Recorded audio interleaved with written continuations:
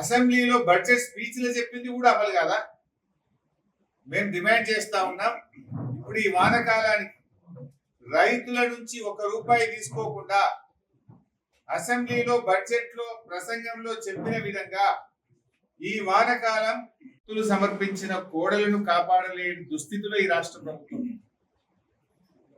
అన్నింట్లా నిర్లక్ష్యమే.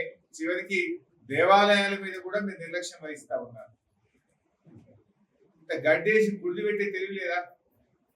గా కోడల్ని కాపాడే సోయి లేదా మీకు? రోజు 5-10 చనిపోతుంటే కూడా ప్రభుత్వం స్పందించదా అని నేను అడుగుతా ఉన్నా. ఎందుకు చనిపోయిండు? 18 నెలల డబ్బులు వస్తలేవు. ఆయన నోటిఫికేషన్ ఇచ్చారు, ఇప్పటిదాకా డబ్బులు ఇస్తలేరు. పాపం కాళ్ళ చెప్పులు అరిగేటట్టుగా రీజనల్ రింగ్ రోడ్డు బాధిత రైతులు కలెక్టరేట్ల చుట్టూ, ఆఫీసుల చుట్టూ ఇవాళ తిరుగుతున్నటువంటి పరిస్థితి ఉంది. ఇంత దుర్మార్గంగా అయిపోయింది. ఇప్పుడు వెమలాడ రాజన్న క్షేత్రంలో కోడలకు అన్నం పెట్టకపోతుంది. మన మెంటల్ హాస్పిటల్ ఎర్రగడ్డ ఆ మానసిక రోగులకు కూడా అన్నం పెట్టే శాత కానీ ప్రభుత్వం. కోడలకు గడ్డి పెట్టే శాత కాపే, మానసిక రోగులకు అన్నం పెట్టే శాత కానీ ప్రభుత్వం మీ ప్రభుత్వం.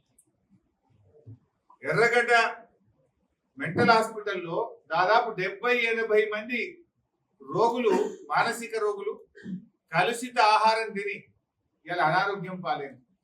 ముందే ఆరోగ్యం బాగలేక, మానసిక పరిస్థితి బాగలేక దవాఖానలో చేరితే ఈ ప్రభుత్వానికి అన్నం పెట్టడం శాతగాక వాళ్ళు కోడలకు గడ్డి పెట్టే శాత కాకపోయే, మానసిక రోగులకు అన్నం పెట్టే శాత కాని ప్రభుత్వం ఈ కాంగ్రెస్ ప్రభుత్వం. ఇప్పటికైనా సోయి తెచ్చుకోండి. ఎంతసేపు బీఆర్ఎస్ వాళ్ళని ఏ కేసులు ఇరికిద్దాం, కమిషన్లు ఇద్దాం, అక్రమ కేసులు పెడదాం, సోషల్ మీడియా పోస్టుల పెట్టిన ఇరికిద్దాం, లేదా కేటీఆర్ గారి మీద కేసు పెడదాం, కేసీఆర్ గారి మీద కేసు పెడదాం, లేదా హరీష్ రావు నెల్లు ఇరికిద్దాం. ఇదే తప్ప రేవంత్ రెడ్డికి ఇంకో పని ఉండదా? మా ఎమ్మెల్యేలను కేసులు పెట్టుడు, మా ఎమ్మెల్సీల మీద కేసులు పెట్టుడు, మా కార్యకర్తల మీద కేసులు పెట్టుడు.